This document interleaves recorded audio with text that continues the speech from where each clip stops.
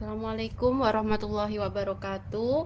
Pada kesempatan kali ini kita akan membahas tentang jurnal pembelajaran modul 3 pada sertifikasi PMM. Nah, tentunya di awal pembelajaran seperti biasa kita buat cover dengan judul Pengantar Pendidikan Anak Berkebutuhan Khusus, Pendidikan Inklusi. Kemudian jangan lupa diberi nama dan nomor UKG atau LPTK yang bersangkutan. Setelah itu kita akan membahas tentang pengertian pendidikan inklusif.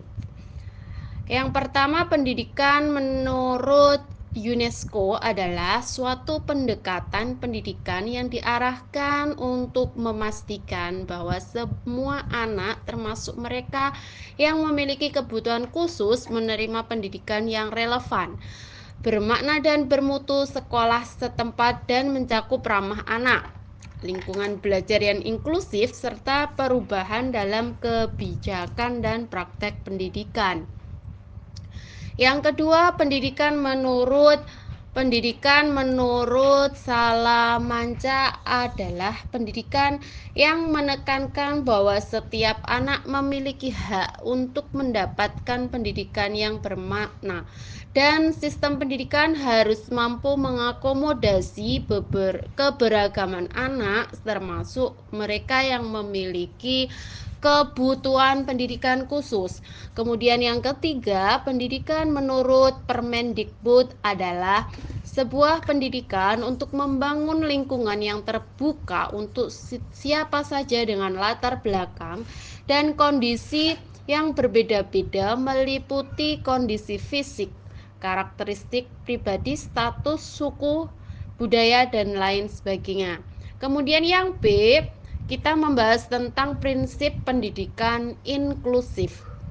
1. Setiap peserta didik memiliki hak fundamental untuk mendapatkan pendidikan tanpa diskriminasi. 2. Layanan pendidikan inklusif tidak perlu sarana dan prasarana khusus.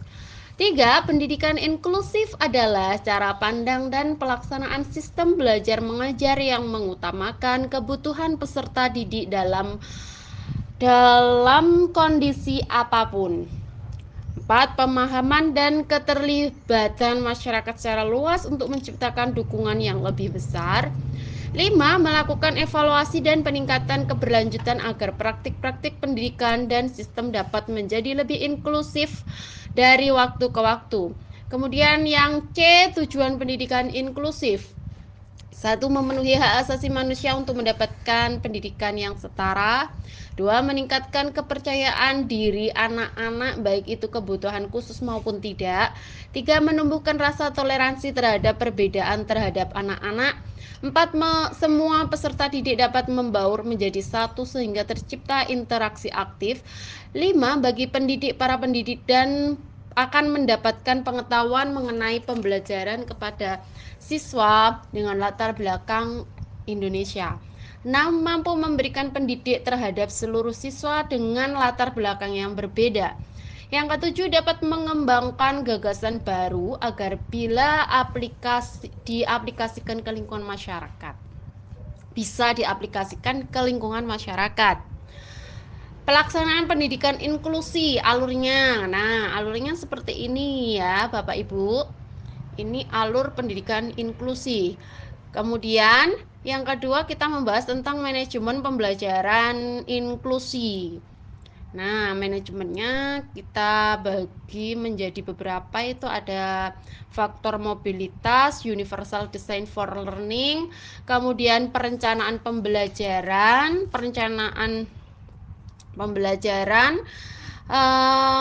program pendidikan individual, penilaian asesmen, dan laporan hasil belajar.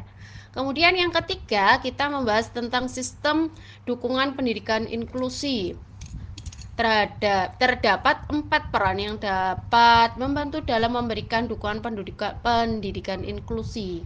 Ada peran pemerintah, peran masyarakat, peran orang tua, dan juga peran satuan pendidikan. Kemudian kita membahas tugas terbaik yang dipilih atau mulai dari diri. Berdasarkan video pada link ini kita ambil dari pembelajaran sebelumnya pada modul 3. Kemudian setelah itu dokumentasi kita dari jawaban serta pertanyaan bisa di copy paste di sini ya. Seperti apakah arti pendidikan untuk semua menurut Bapak dan Ibu itu sudah kita pelajari sebelumnya. Nah, ini kemudian yang ketiga itu pertanyaannya kita bisa copy paste ke sini beserta jawaban dari Bapak Ibu. Kita bisa kopas ya. Kemudian bab yang F adalah refleksi. Pemahaman baru apa yang Anda dapat setelah mempelajari topik 3? Sebagai pendidik, pembelajaran inklusi mengajarkan saya pentingnya fleksibilitas dan kreativitas dalam menghadapi berbagai tantangan pada waktu proses pembelajaran di kelas. Saya menyadari bahwa setiap siswa membawa keunikan dan potensi yang berharga pada tiap-tiap anak didik saya, dan tugas saya adalah menemukan cara untuk mendukung mereka dengan cara yang paling efektif untuk memudahkan anak didik saya dalam proses pembelajaran, dan saya merasa terinspirasi untuk terus belajar dan berkembang dalam praktik inklusif agar dapat memberikan pengalaman belajar yang lebih baik bagi semua peserta didik atau semua siswa. Bagian mana dari konsep ini yang menarik bagi Anda? Nah, ini bisa jawaban-jawaban Bapak dan Ibu sendiri yang menurut pendapatnya ya. Yang paling menarik dan menantang buat saya adalah peran dari masyarakat sekitar, di mana warga masyarakat menganggap bahwa anak kebutuhan khusus itu perlu dikasihi dan dianggap sangat merepotkan.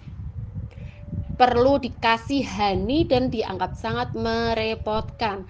Sehingga dengan adanya anggapan tersebut, pentingnya untuk memberikan buah bimbingan dan wawasan terhadap guru agar bisa meyakinkan masyarakat bahwa anggapan mereka itu ternyata salah.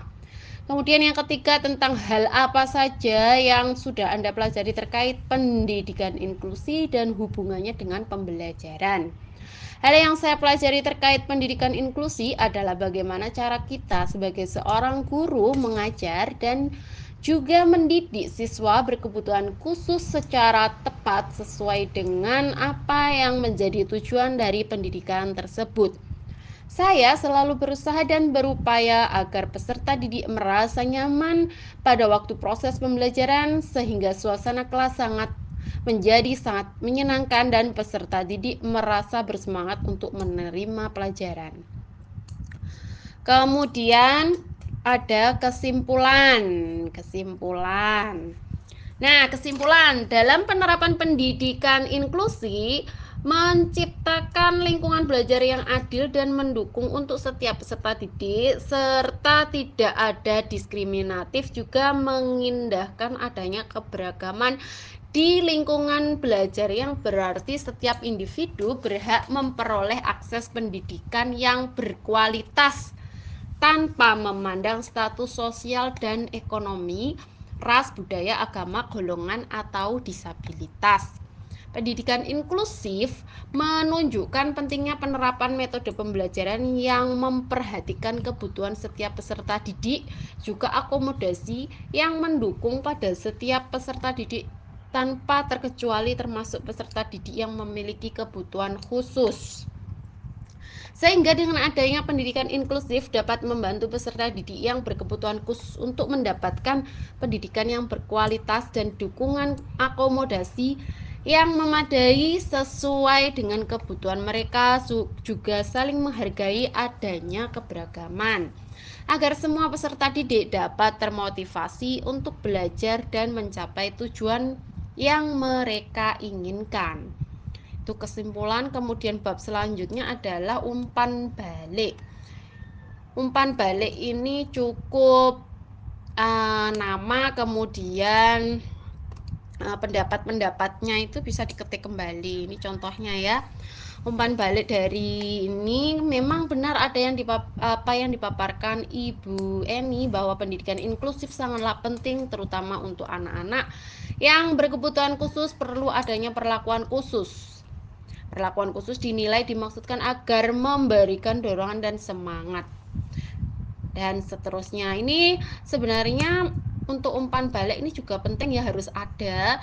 Kemudian setelah umpan balik ini cukup 3 pendapat dari guru di sekolahnya.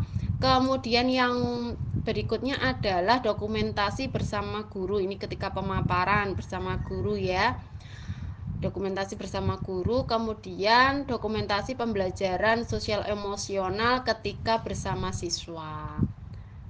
Nah, yang penting itu tadi semuanya harus lengkap. Nah, ini modul ini sudah alhamdulillah sudah validasi. Semoga bermanfaat. Wassalamualaikum warahmatullahi wabarakatuh.